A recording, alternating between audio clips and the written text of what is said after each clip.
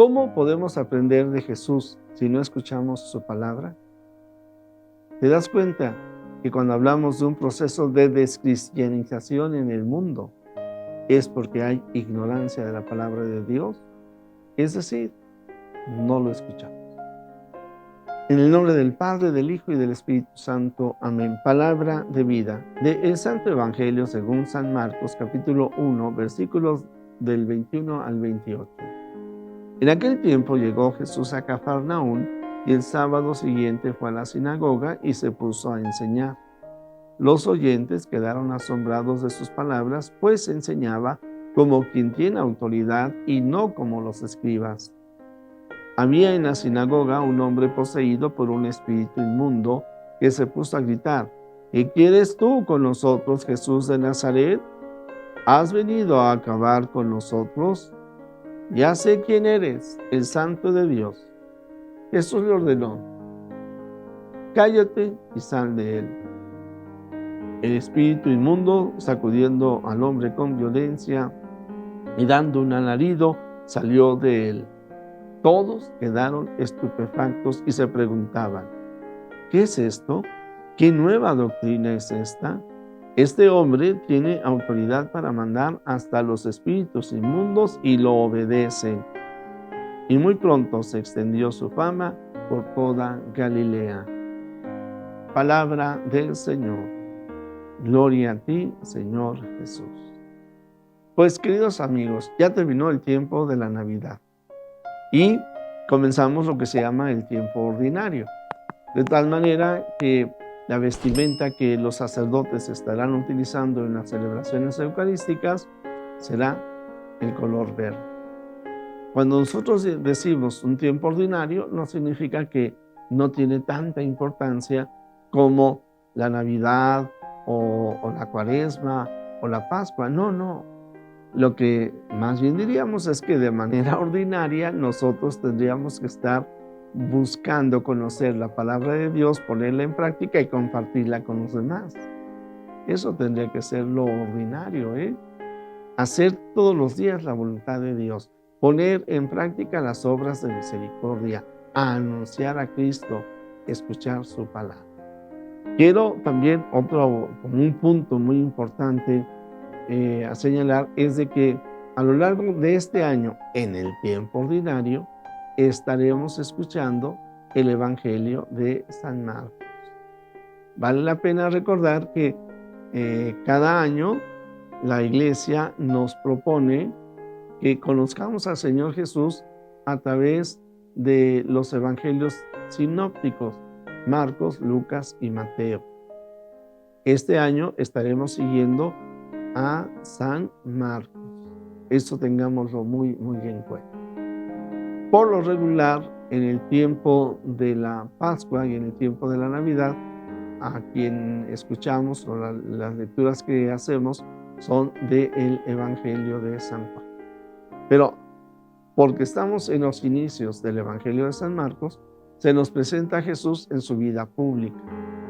Y a través de esta lectura secuenciada que iremos haciendo del Evangelio, lo ideal es de que nosotros como discípulos tengamos la disponibilidad para escuchar, para aprender de el Maestro, de Jesús.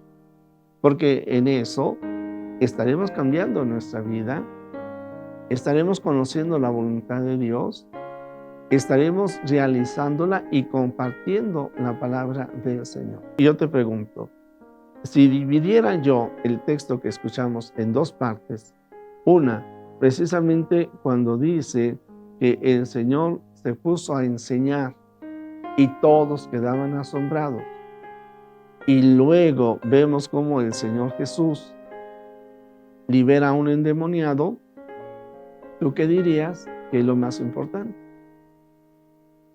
De estos dos elementos del fragmento del Evangelio que hoy se proclamó, que el Señor Jesús libera a un endemoniado o que el Señor Jesús predica y enseña. Mucha gente se deja guiar por lo extraordinario, y por lo mismo de repente alguien dice: esta persona tiene poder de curación y para allá van. Este otro hace milagros y para allá van. Este otro dice que Dios le habla, que la Virgen se le apareció. Mucha gente va tras lo aparente, pero lo más importante es escuchar la palabra de Dios, meditarla en el corazón, hacer la vida y proclamarla. Hay que recordar que Jesús es el Verbo encarnado, la palabra de Dios hecha carne.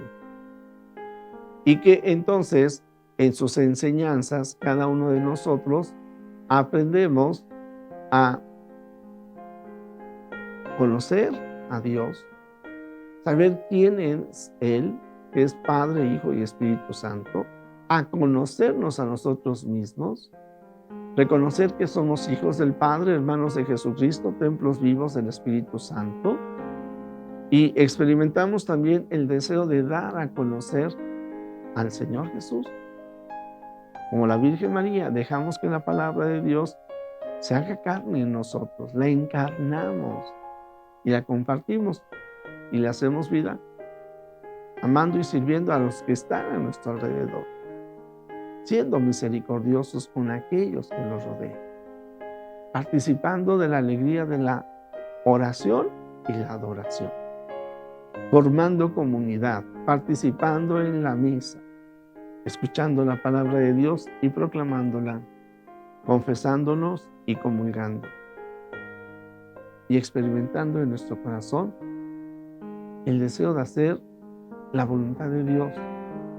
Por lo mismo, haciéndonos expertos en escuchar la palabra del Señor.